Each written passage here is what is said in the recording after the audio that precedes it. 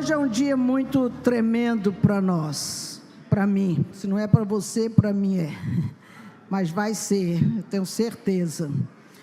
Eu quero dizer para os irmãos o porquê desse tema para 2026. 2026, o ano do divisor de águas.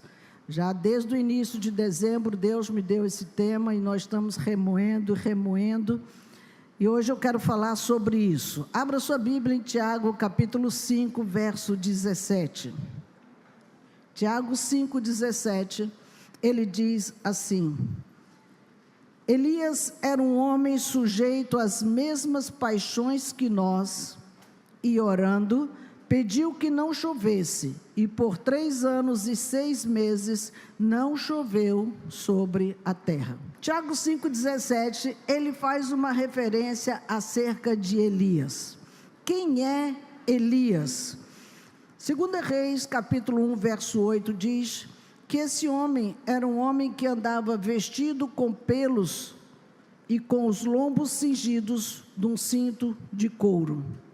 Ele era um homem simples, um homem pobre, um homem desconhecido, de um lugarejo lá de Gileade, e ele não escondeu, durante toda a sua trajetória, que a Bíblia fala sobre a vida de Elias, ele não escondeu os seus sentimentos. Teve momento que ele ficou irritado, teve momento que ele sentiu raiva mesmo, teve momento que ele queria vingança, teve momento em que ele ficou deprimido, teve momento que ele quis morrer, e isso tudo Deus deixou registro para mostrar que Elias era igual a mim e a você. Tinha os mesmos sentimentos que nós temos também. Tiveram 7 reinos em Israel. E todos esses reinos, diz a Bíblia, fizeram o que era mal aos olhos do Senhor. Diga misericórdia. O que acontece com o povo quando ele entra num período de decadência espiritual, fazendo o que é mal aos olhos do Senhor? Ele entra não só numa decadência espiritual, mas numa decadência moral. Vários reinos entraram depois de Salomão, que já não acabou sua vida muito bem, e começaram a introduzir ídolos na casa do Senhor. Começou a vir muitas coisas que fez com que o povo abandonasse a palavra de Deus, que fez com que eles adorassem outros ídolos de outros povos que vinham para lá também. Além disso, irmãos, havia muita imoralidade, depravação sexual muito forte, corrupção, violência, falta de respeito, adultério, bebedice. Podem puxar a lista, que tem um bocado de outras coisas aí que começou a acontecer dentro de Israel. Os irmãos sabem que depois que Salomão morreu, o reino ficou dividido. O reino do norte ficou Israel e o reino do sul ficou Judá. E esse reino que eu estou falando era o reino do norte, que ele se corrompeu muito mesmo. E eu olho para essa situação e eu vejo quanta semelhança do povo de Israel, da época que Elias viveu, com a época que nós estamos vivendo. Nós estamos vivendo dias de Elias. Não é só a letra daquela música, mas nós literalmente estamos vendo todas essas coisas. A multiplicação da idolatria, de ídolos e deuses que surgiram de uma forma absurda, violência, imoralidade, corrupção, bebedice. Tudo aquilo que Elias viveu naquela época, nós vivemos hoje nos nossos dias, e é fácil entender isso por conta daquilo que nós convivemos. Veja, irmãos, Deus levantou Elias para um tempo extremamente difícil. Deus levantou um homem simples, um homem pobre, um homem desconhecido, ninguém sabia quem ele era, para poder confrontar Acabe, confrontar Jezabel. Eles eram os reis daquela época, não era uma coisa fácil, não era simples. Esse homem que não era nada, chegar lá para afrontar o rei, afrontar não, chamar-lhe as grandes mesmo, atenção, por tudo que ele estava promovendo, que corrompeu tanto Israel, porque casou com uma mulher extremamente ímpia, que era a rainha Jezabel. Da mesma forma, Deus precisa levantar homens e mulheres com o mesmo coração de Elias. Homens e mulheres que são pessoas simples, não estão preocupados com as luzes, não estão preocupados em likes, não estão preocupados em bens materiais, mas que amem a sua nação para trazê-la de volta para o Senhor. Um povo que já esqueceu o Senhor, e mais do que isso, esses homens precisam ser levantados para trazer a igreja brasileira para o propósito que nós estamos precisando voltar. Que propósito é esse? Queridos, a frieza espiritual está absurda, como naquela época. A falta de uma visão missionária, não se fala mais em cuidar de pessoas que estão em linha de frente, que estão lá no campo, realmente batalhando com vidas em outras nações, ou até mesmo no interior do nosso país. Principalmente, o que nós vemos é a falta de um conhecimento profundo da palavra. Não querem mais estudar a Bíblia, não querem mais ter tempo para entrar na intimidade, para aprender mais de Deus, para viver o que está aprendendo. Tem sido coisas absurdas que nós temos visto. E quando nós vamos para esse capítulo 2 de 2 Reis, nós vemos aqui o que ele está falando acerca de Elias e de Eliseu. Entra mais um personagem da nossa história. O que ele está mostrando? Ele narra um período de transição em que o profeta Elias esteve trabalhando para levar o povo de Israel de volta para Deus, e o tempo em que Eliseu chegou para caminhar com ele. E eu quero falar sobre isso porque é uma jornada que está do verso 1 ao verso 8, dessa caminhada de Eliseu junto com Elias. Elias, ele percorre muitos lugares que pode parecer simbólicos, mas Eliseu estava todo o tempo ao seu lado. Ele foi para Gilgal, ele foi para Betel, ele foi para Jericó, e enfim chegaram no Rio Jordão, e Eliseu não saiu de perto de Elias. Nessa caminhada que eles estavam, várias vezes Elias disse: fica aqui, deixa que eu vou até lá. Não vou te deixar, eu vou junto. Não, fica aqui em Gilgal que eu vou até Belém. Não, eu vou junto. Não, fica aqui em Belém porque eu vou a Jericó. Não, eu também vou. E havia uma insistência de Elias para que ele ficasse, e nem assim ele não ficou, porque Eliseu era um discípulo de Elias, e ele tinha um amor muito grande por Elias, por tudo que ele estava aprendendo do seu líder. Aqui nós vemos, irmãos, que Eliseu, ele demonstra uma absoluta fidelidade àquele que estava ensinando o que fazer ou como fazer, para que ele o seguisse ou prosseguisse a jornada depois dele. Elias, ele pega a sua capa, ele bate naquelas águas do Rio Jordão, e as águas se abrem. Quando elas se abrem, eles podem passar por ela em seco. Aquelas águas não vieram sobre eles. Aquele manto dividiu aquele caminho para que eles pudessem passar. Fique atento nisso, irmãos, porque os dois passaram naquele lugar em terra seca. Agora, deixa eu lhe falar algo. Naquela época, tudo aquilo falava ou reportava também do milagre que Moisés fez quando atravessou o Mar Vermelho, porque estava reafirmando que quem abre caminhos na minha e na sua vida não é o homem Moisés, não é o homem Elias, nem o homem Eliseu, é o Senhor quem abre os mares para eu e você passar. São caminhos que Deus tem diante de nós, que precisam ser abertos em direcionamentos diferentes, mas nós precisamos passar por alguns lugares para poder chegar no nosso destino. Veja que quando Elias já estava indo para a sua última jornada, ele já tinha atravessado o Rio Jordão, ele para tudo e diz: Eliseu, pede-me o que você quer. E Eliseu, ele disse: eu quero a porção dobrada do teu espírito. Queridos, aqui ele não estava falando em me dar o dobro do que você tem. Não era uma questão de vaidade, não era uma questão dele querer ter mais poder do que Elias ou ter um ministério melhor do que o Elias. Não, ele está se referindo a um direito de primogenitura que Israel tinha desde a lei, que está lá em Deuteronômio 21:17, que todo filho primogênito de uma casa, ele recebe uma porção dobrada da herança, maior do que os outros irmãos. E como ele estava junto com os outros profetas, ele diz: me toma pelo menos como teu filho primogênito, me dá a tua herança, a posição de ser o teu herdeiro. Olha que fantástico, não era porque ele queria o poder maior do que Deus tinha dado para Elias, porque Elias nem tinha esse poder de dar o que não era dele, o poder é de Deus, amém?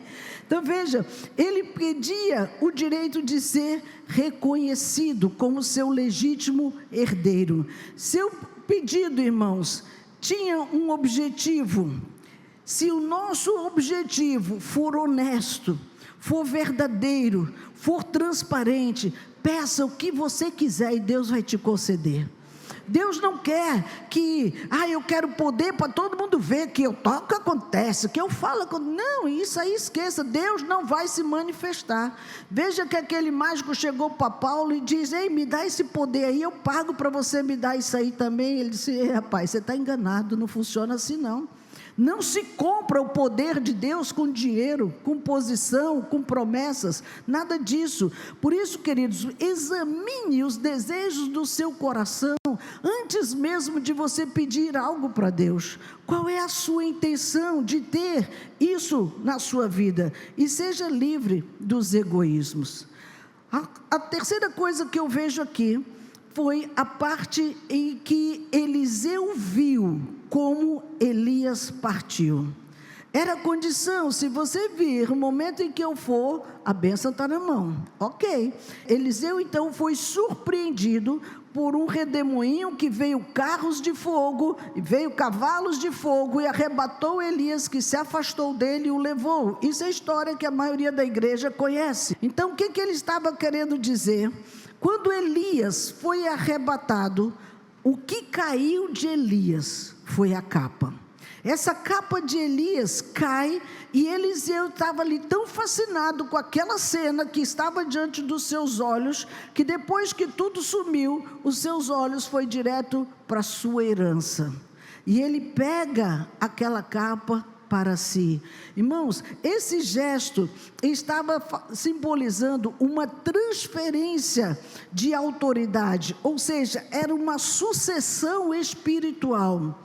Entenda bem isso aqui, quando ele grita: meu pai, carros de Israel e seus cavaleiros, Eliseu estava reconhecendo: o ministério de Elias foi um ministério de muita força, de muito confronto, foi uma verdadeira guerra que ele precisou enfrentar, guerra espiritual com Acabe, com Jezabel, com seus deuses. Deus, irmãos, sabe que subiu no Carmelo contra os profetas de Baal, de Acera, enfim, foi um período extremamente difícil que Elias viveu. E agora havia uma transferência, era uma sucessão ministerial que estava acontecendo naquele lugar. Ele começa logo a ser visto pelos seus atos, como Deus iria confirmar a obra na mão de Eliseu. O que ele estava querendo fazer, através daquilo que ele aprendeu junto com Elias, ele começou a espelhar e expandir o ministério que Deus estava colocando nas suas mãos. Observe que Eliseu pega aquela capa e ele faz e repete o mesmo procedimento de Elias. Ele bate com aquela capa no Jordão, invocando o Deus de Elias.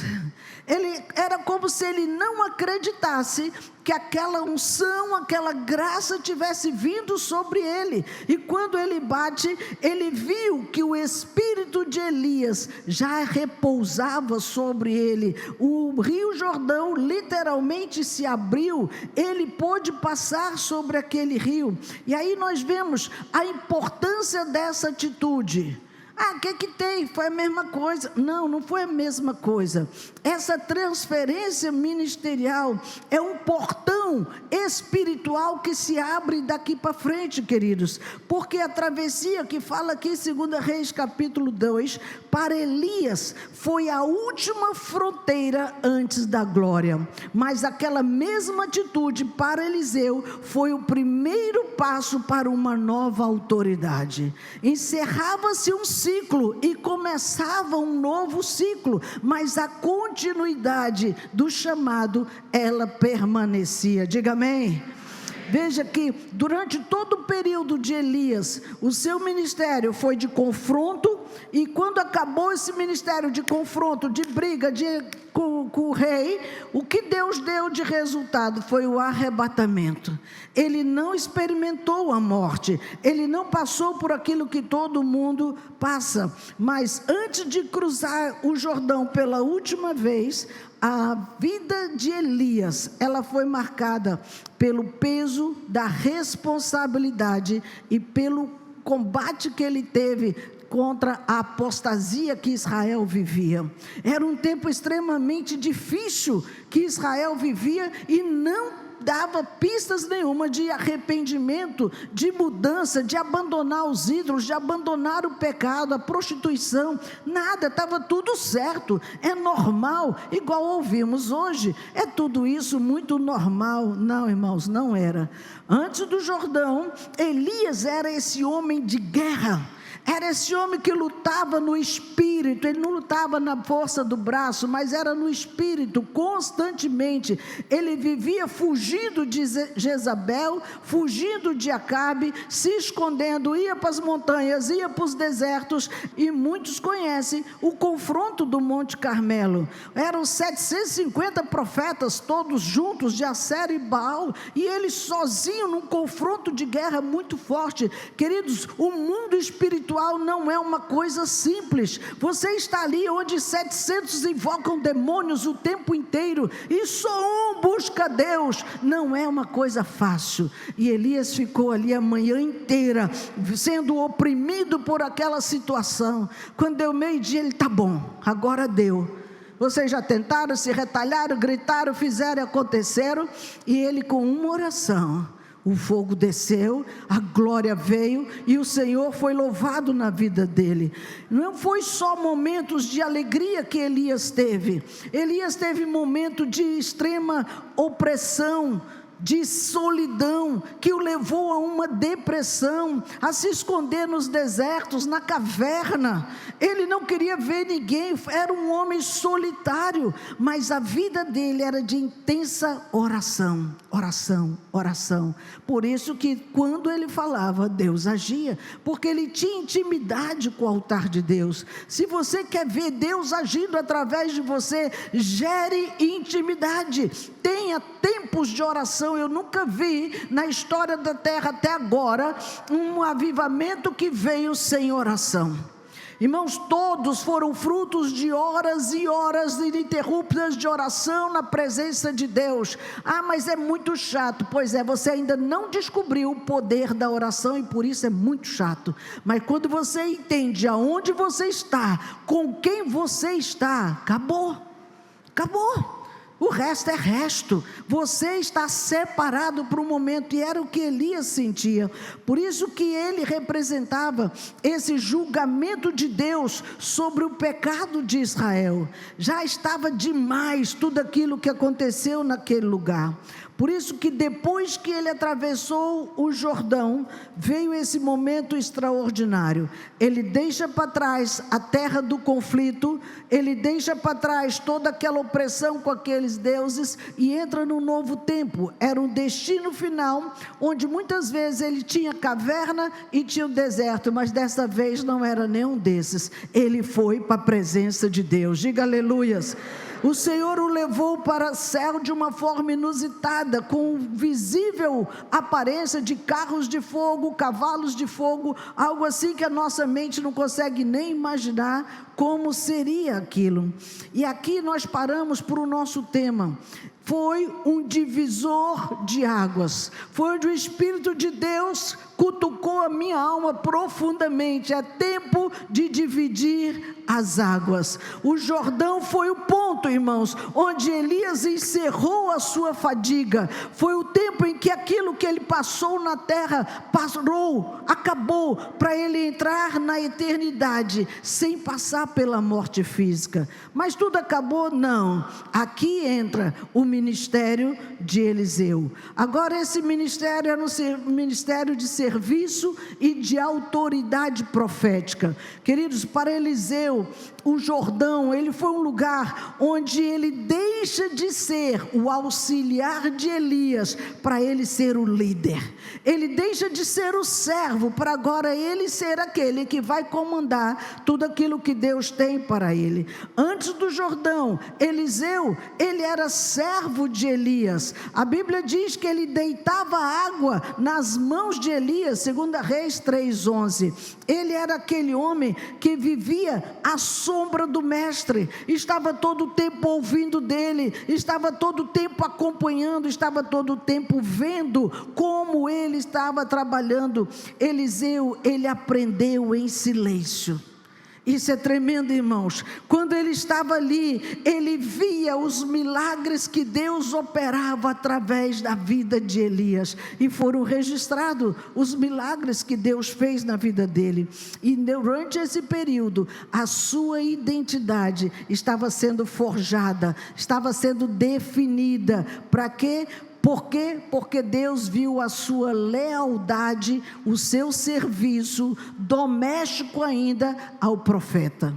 Nada que você faz passa desapercebidos de Deus. Pode ser o trabalho mais simples que você tem no reino de Deus, saiba que Deus está vendo. Vocês que ficam em pé aí o culto inteiro aqui dentro da logística, vocês que limpam a casa, vocês que fazem a coisa acontecer na sua casa, limpando a sua casa para fazer uma célula, esse trabalho pode ser de servo, mas tenha por motivo de alegria limpar o pó dos santos. Não é um peso. Quem tem isso como um peso não pode ter célula na sua casa, porque não entendeu a proposta, não entendeu a importância de uma alma. Pouco importa se tem barro ou se tem lama, joga água, escorre e está tudo certo depois, mas aquela alma vai ficar na lama quanto tempo ainda? E nós precisamos estender as mãos para trazê-la para perto.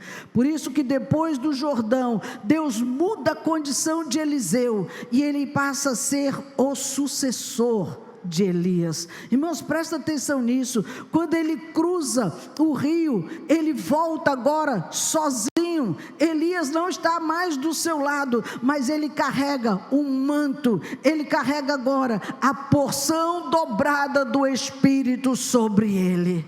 Ele ainda nem tinha noção muito do que era aquilo, mas o seu primeiro ato foi repetir o milagre que ele viu Elias fazer. Toca no rio e o rio se abre e ele passa. Ele disse: opa, o poder está aqui, Deus está comigo. As coisas que Deus fazia com Elias está vindo sobre a minha vida também, porque, igreja, a obra é de Deus, não é de um homem, não é de uma mulher. A obra não tem dono, o dono é o Senhor Jesus.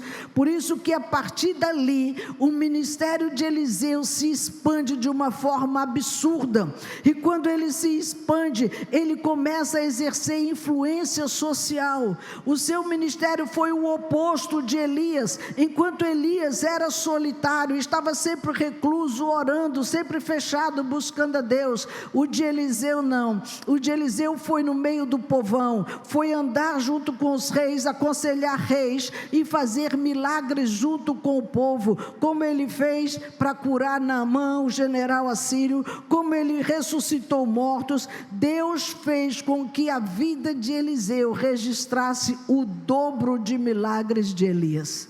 Elias fez 7 milagres, Eliseu fez 14 milagres. Tem os registros da palavra de Deus. Ele não pediu o dobro, Deus disse: então tá, você devia ter pedido mais, né? Marcou, só pediu o dobro, pegou só mais 7, mas a gente aprende com ele, não pede só um pouquinho não, põe aí mais na cota. Mas ali houve um divisor, irmãos. O Jordão foi o lugar onde Eliseu, ele enterrou o seu passado de aprendiz. Olha que lindo isso. Quando ele enterra esse passado de aprendiz, Deus faz com que a sua voz agora saia do nada e passe a ser a principal voz dentro de Israel. Era a pessoa mais importante, porque tudo que o rei ia fazer, ele precisava consultar o profeta, precisava ir até lá. Por isso que o Jordão também é conhecido por causa do nosso Senhor Jesus. Não foi só um divisor de águas lá no tempo de Elias e de Eliseu, mas foi ali que Jesus, desconhecido até então, era só um carpinteiro em Nazaré, mas quando ele vai até lá, João Batista, e ele batiza no Rio Jordão, ali inicia o ministério profético de Jesus também. Algo extraordinário precisamos entender aqui, irmãos, porque foi revelado qual era o propósito de Jesus nessa terra. O propósito dele foi implantar o reino de Deus. O propósito de Deus na minha e na sua vida, se você ainda não descobriu, foi propagar esse reino nessa terra. Foi falar dele para que todas as pessoas conheçam. Hoje muitas pessoas ainda vivem antes do Jordão. Muitas pessoas ainda estão lá paralisados no passado. Estão firmes, mas estão cansados. São fiéis, mas estão sozinhos. Querido, Jesus não te chamou para andar assim. Jesus não te chamou para você estar parado lá esperando o Jordão se abrir. Se você não se mover, você é o agente que toca com a capa, e a capa fala de unção. Eis que te dou poder e autoridade. Ele já nos deu ali em Pentecostes. Esse Espírito já veio para que eu e você usasse desse poder. E quantas pessoas estão até com a capa na mão, mas não usa para nada? Diga misericórdia. A palavra de Deus, irmãos, ela é o grande divisor de águas na minha e na sua vida.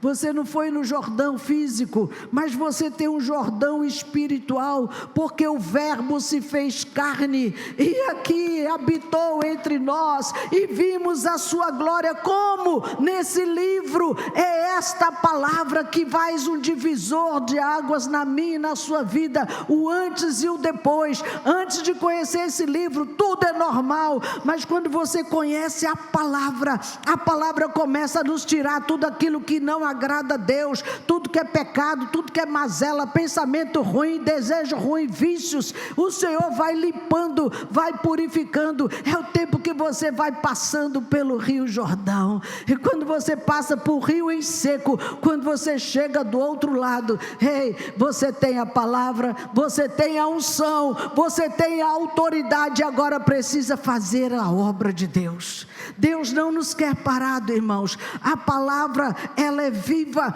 e habitou entre nós. O Jordão hoje é pegar a capa. Quantos estão só olhando a capa que ficou no chão? Foi um grande homem, foi uma grande mulher. De que importa quem foi? Importa é quem está aqui para fazer de você esse grande homem, essa grande mulher, essa pessoa que Deus quer usar nessa geração. Jesus, o nosso Jordão, ele é o grande divisor de águas na minha e na sua vida. Entenda isso, queridos. Aquelas águas, ela separou estações. Não separou dois grandes amigos, um líder e um discípulo, separou estações. Isso quer dizer, igreja renovada encerrou um ciclo na nossa história para iniciar um novo nas nossas vidas. O Senhor nos poldou durante esse ano da expansão, tirou todos os excessos que havia na nossa vida. Para quê? Porque agora nós estamos atravessando o Jordão. Foi um grande divisor de águas para que o Senhor nos faça chegar do outro lado, para que o reino de Deus chegue a essa cidade. Chegou o tempo de conquistarmos esse território para o Senhor. Deus conta com você. Deus quer que você pegue o manto e atravesse e vá para o outro lado. 2026 é o ano do divisor de águas na minha e na sua vida. Você não pode ficar do outro lado.